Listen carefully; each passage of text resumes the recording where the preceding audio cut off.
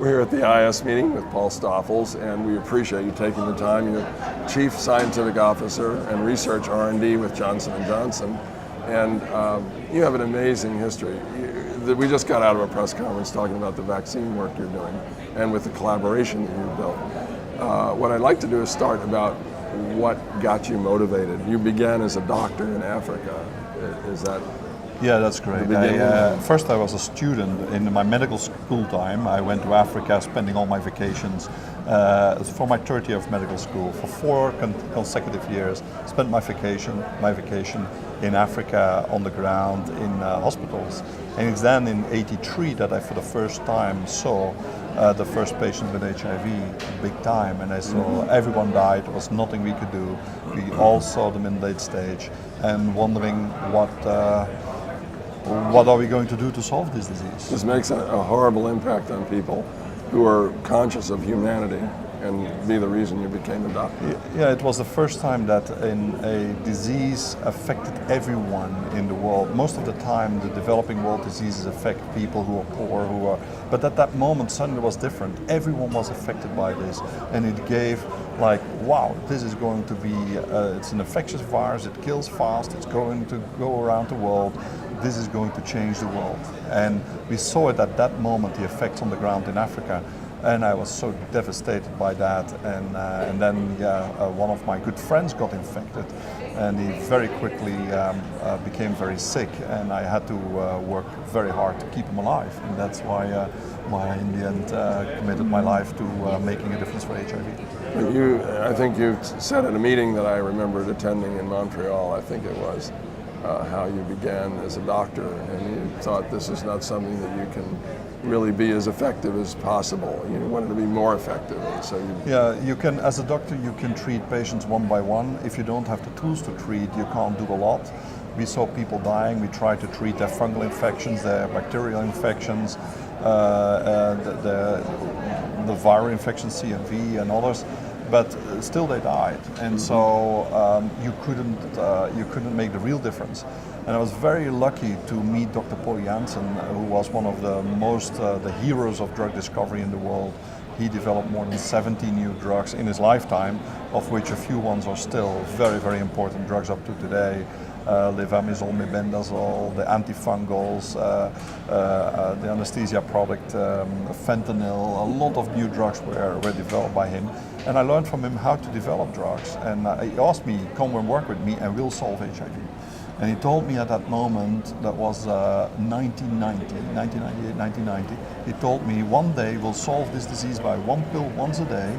It will be cheap and effective and safe, and it will be accessible for everybody. That's the mission. Yeah? And I thought, Dr. Janssen, you're crazy. And he told me, well, let's start, let's get going, never give up, and you will see, we will get there. This virus is not unbeatable.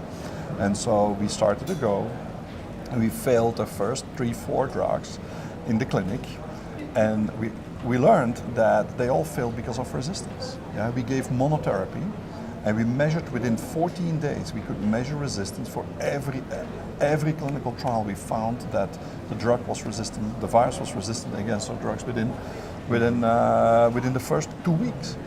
And that gave us the insight, let's start combining drugs with different resistance profiles and see whether we can suppress the virus better. That learned us that was possible. And then we started building molecules where we could overcome this versatility of the virus and get to drugs which went after multi-drug resistance. But in parallel, in order to get to that, I had to learn from patients on how the virus was evolving in the clinic. And so I started Verco. Dr. Janssen retired.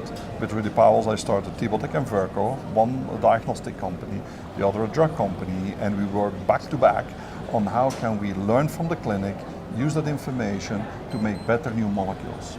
And in the end, after we did that for 15-20 years now, we were able to bring drugs second-line therapy. Darunavir is one of our very significant drugs, etraverin and then rilpivirine, which is now used to make only first line.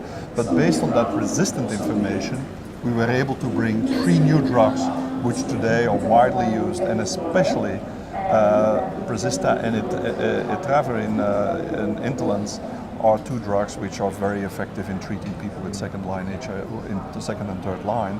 And I'm very proud. We have more than 200,000 people in the world now who are surviving 10, 20 years because of the work we have done, and it's very rewarding. I all started as a doctor with a passion to save a friend in Africa. Yeah. There you go. Yeah. And now the work you're doing is in vaccines and with the collaboration with Zita Rosenberg with the IPM, and it seems amazing that you've done Yeah, this. if you realize that if life expectancy now can be normal, and that means people have to take medication for 50 years, that's not a solution. The solution is that we prevent that people get infected. And so with all the science we have now, everything we learned, the vaccine technologies we developed, what we did in Ebola, what we did in other fields, we learned like, okay, if we combine several different vaccines in a heterologous prime boost, we can boost the immunity to the point that we might be successful in preventing HIV. And there's much more science behind this. I can't go in detail. But we are now in a study with 400 participants, which in 8 groups of 50 we are comparing different prime boost regimens on the 12. It will be 4 injections over a year's time. And when we do that in non-human primates, we can get north of 70-80% protection. And that is a very stringent scientific model. So we try to get the non-human primate. We make sure the non-human primate get infected. Yeah, all the controls get infected, and we can, after very stringent experiments, protect non-human primates. And now we are trying to replicate that model in humans with the different vaccines. We do that. We use 3 different vaccines to test this out now in heterologous prime boost, and hopefully we will be able to protect people north of 50%. I think we should be able to do that. That's my objective. I hope, of course, it's much higher than that, but if we reach north of 50% and we can protect 1 in 2 in the world already from HIV, is the first step. It's a big step. It's a big step. And so together with Nelson Michael of the US military and Dan Baruch from Harvard and many other partners, because there are a massive number of partners involved, we are running this study now. And hopefully somewhere next year we'll be able to start a phase 2B study for large-scale efficacy. If the data are good and the safety is good. Good. Well, it seems like this is going to be worthy of further looks and talks with people like yourself and people that are working with you. And always welcome, and I'm very keen to update you and others in the world on what's ongoing. It's important for people to know what's going on in prevention. But until we succeed in prevention and preventing HIV at 100%, we have to use the drugs and the tools we have today very careful, because people need them for 50 years. Yeah? And that is where good treatment strategies, careful making sure that people don't get stockouts, that resistance is careful managed, that people get access to viral load, all so important to create. And I'm always saying as a statement, like 30 million people with HIV, 50 years of life, it's about 1.5 billion years of life. Yeah?